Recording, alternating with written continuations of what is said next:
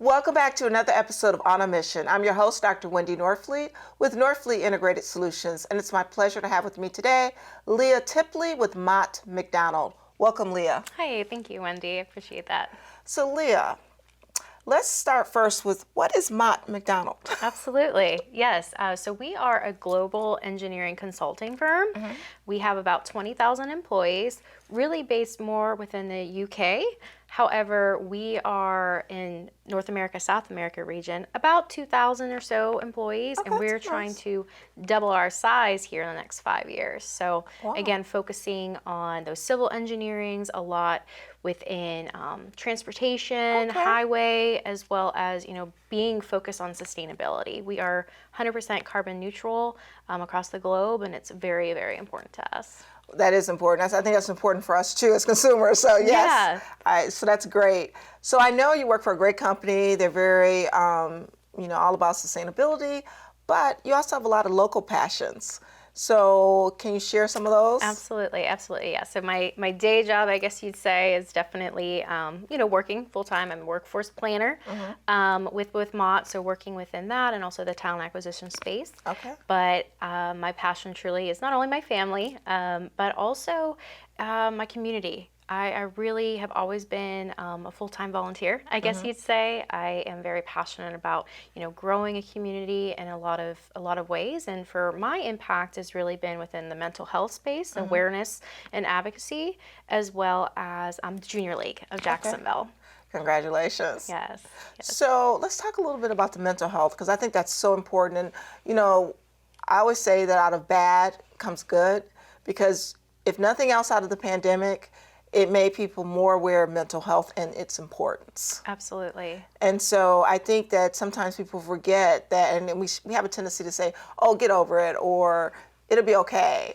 And we really need to start taking things like that a little more seriously. Absolutely. I was always very important, but I think the pandemic brought it to such a forefront, right? We were kind of secluded into our homes, and a lot of people's self-care outlets are outside or being with other people and helping others. And so I think it has brought, skyrocketed at least that awareness, or finding organizations that can provide those free services and support. And, with NAMI, which is the National Alliance on Mental Illness and part of the Jacksonville affiliate, is providing those free support programs, as well as just, making sure that you're never alone. Right. So I share a lot of my own journey that I never kind of addressed growing up. And so I'm a Ending the Silence presenter through NAMI, but also I sit on the board of directors. And a lot of right now that I'm looking into is our organizational structure, how we are growing, because there is such a need, not only nationally, but within our community as well.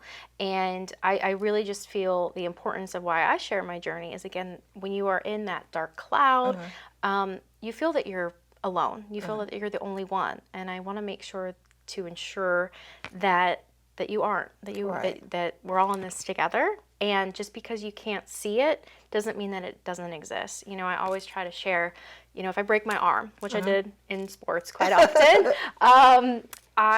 you put a cast on, and you can physically see the injury. People come to you, they want to actually sign it, be a part of that story. Whereas mental you health, can't see. It's internal. So it's internal. So I say, well, for me, in my case, I have bipolar depression. People, oh, okay. Right. They don't know what to say. Correct. They don't know what to say. They don't know what to, be a part of that. And so that's where I do. I love to, again, it's more of a passion for me to help others. And in my work in the community, I even have a career in helping others. So I do. I just find that piece of allowing others to know that they're not alone is critical, especially in today in the social medias and everything is just in your face.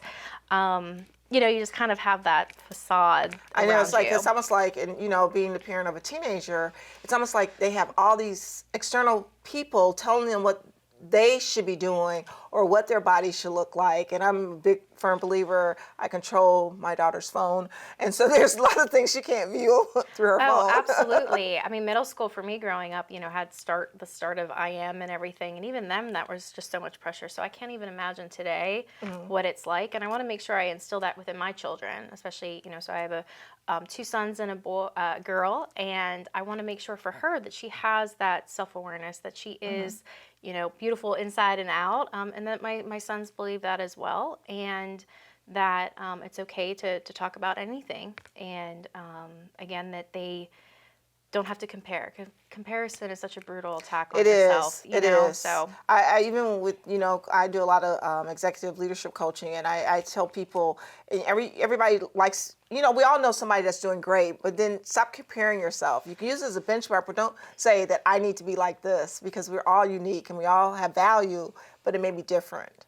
And Absolutely. so I think that's equally important in mental health. I was just going to say, Yeah. it is hand in hand, right? You're constantly giving yourself these thoughts of, self-depreciation, just constant things that I'm not good enough, or why can't I be like that? And realize you don't know what's on the other side of that picture, right? Yeah, just because you look the picture outside may look okay, but you on the control inside, that. right. Correct. You can control that, not Right. that normal every day. So it is definitely important to make sure that and I'm actually a story of that. I didn't let my mental health be a priority, and I crashed many times, mentally, and I refuse to ever get to that place again, especially a place that I really thought the world was better without me, and I've now made that a priority to make sure I see my doctors, to make sure I see my therapist, things like that, to actually vocalize, because when it's internalized, it becomes worse. Absolutely.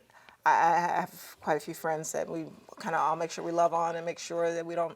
They have somebody. They know that we're there for them. So yes. And finding and instilling with others that there are positive coping mechanisms. Whether it's being outside or talking with others. For me, it's sports. Watching or playing sports. And again, just having those outlets. Absolutely. I think is so important.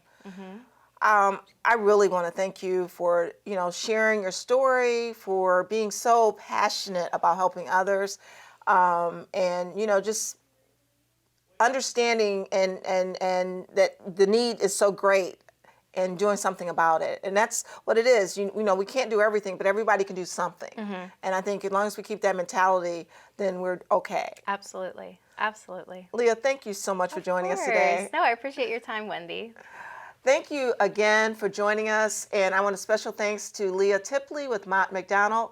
And to see this interview and all the others, please go to norfleetsolutions.com. And we'll see you next time on Buzz TV.